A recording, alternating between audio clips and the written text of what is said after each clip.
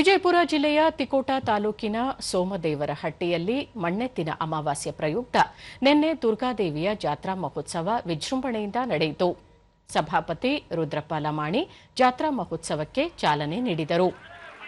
ಈ ವೇಳೆ ತೆಲಂಗಾಣದ ಉಪಸಭಾಪತಿ ಜತೋತ ರಾಮಚಂದ್ರ ನಾಯಕ, ಗೋವಾ ಶಾಸಕ ಮೈಕಲ್ ಲೋಬೋ, ಮಹಾರಾಷ್ಟ್ರ ಶಾಸಕ ಕಿರಣ್ ಸಾವಂತ್, ಸಂಸದ ರಮೇಶ್ ಜಿಗಜಿಣಗಿ, ಮಾಜಿ ಸಚಿವ ಅಪ್ಪಾಸಾಹೇಬ್ ಪಟ್ನಶೆಟ್ಟಿ ಸೇರಿದಂತೆ ಹಲವು ಗಣ್ಯರು ಉಪಸ್ಥಿತರಿದ್ದರು. ಅಪಾರ ಸಂಖ್ಯೆಯಲ್ಲಿ ಭಕ್ತರು ಆಗಮಿಸಿ ದೇವಿಯ ದರ್ಶನ ಪಡೆದರು.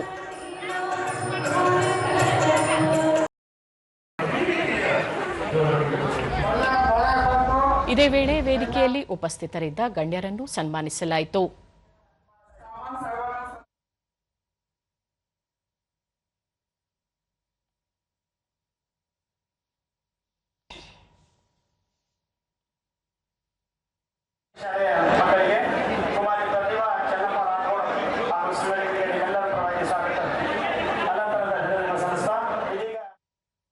ಬಳಿಕ ರುದ್ರಪ್ಪ ಲಮಾಣಿ, ಇದೊಂದು ಆಧ್ಯಾತ್ಮಿಕ ಕೇಂದ್ರವಾಗಿದ್ದು ರಾಜ್ಯದಲ್ಲಿ ಸಮೃದ್ಧವಾಗಿ ಮಳೆ ಬೆಳೆಯಾಗಲಿ ಎಂದು ಪ್ರಾರ್ಥನೆ ಸಲ್ಲಿಸಲಾಯಿತು ಎಂದು ಹೇಳಿದರು.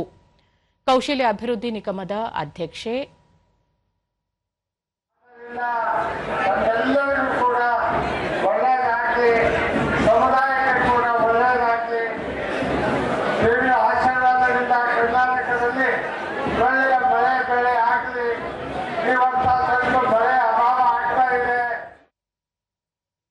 ಕೌಶಲ್ಯ ಅಭಿವೃದ್ಧಿ ನಿಗಮದ ಅಧ್ಯಕ್ಷೆ ಶಾಂತಾ ನಾಯ್ಕ, ವಿವಿಧತೆಯಲ್ಲಿ ಏಕತೆ ಮತ್ತು ಸರ್ವಜನಾಂಗದ ಶಾಂತಿಯ ತೋಟ ಎಂಬ ತತ್ವಕ್ಕೆ ಈ ಜಾತ್ರೋತ್ಸವ ಸಾಕ್ಷಿಯಾಗಿದೆ ಎಂದು ಹೇಳಿದರು.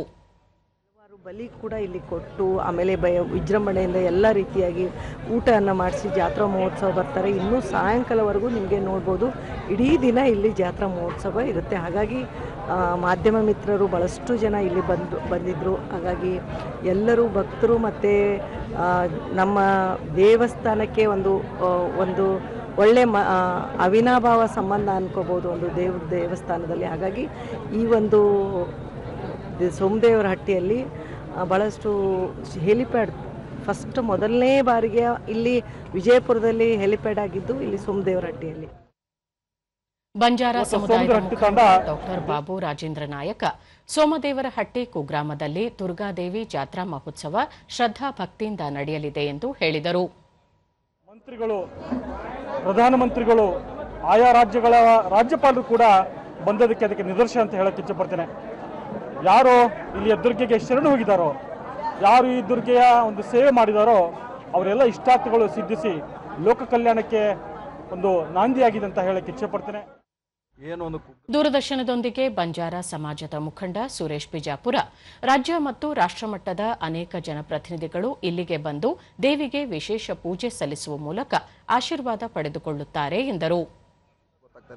ವಿಶೇಷ ಏನಪ್ಪ ಅಂತ ಹೇಳಿದ್ರೆ ಇಡೀ ರಾಷ್ಟ್ರದಿಂದ ಕೇಂದ್ರ ಸಚಿವರಿಂದ ಹಿಡಿದು ರಾಜ್ಯದ ಅಷ್ಟೇ ಅಲ್ಲದೆ ಬೇರೆ ಬೇರೆ ರಾಜ್ಯ ಅಂದರೆ ಗೋವಾ ಆಗಿರ್ಬೋದು, ಮಹಾರಾಷ್ಟ್ರ ಆಗಿರ್ಬೋದು, ಅದರ ಜೊತೆಗೆ ಆಂಧ್ರ ಆಗಿರ್ಬೋದು, ತೆಲಂಗಾಣ ಆಗಿರ್ಬೋದು, ಹೀಗೆ ರಾಜಸ್ಥಾನ ಆಗಿರ್ಬೋದು, UP, ಬಿಹಾರ್ ಯಾವುದೇ ರಾಜ್ಯಗಳು ಇದ್ರೂ ಕೂಡ ಇಲ್ಲಿ ಬಂದಂಥವರು ಆಯಾ ರಾಜ್ಯದ ಮಿನಿಸ್ಟ್ರುಗಳು ಇಲ್ಲಿ ಬಂದು ಯಾರು ಆಶೀರ್ವಾದ ಪಡ್ಕೊಂಡಿದ್ದಾರೋ ಈ ಆಶೀರ್ವಾದದ ಮೂಲಕ ಇವತ್ತು ಅವರು ಗೆದ್ದಿರೋದು ಉಂಟು.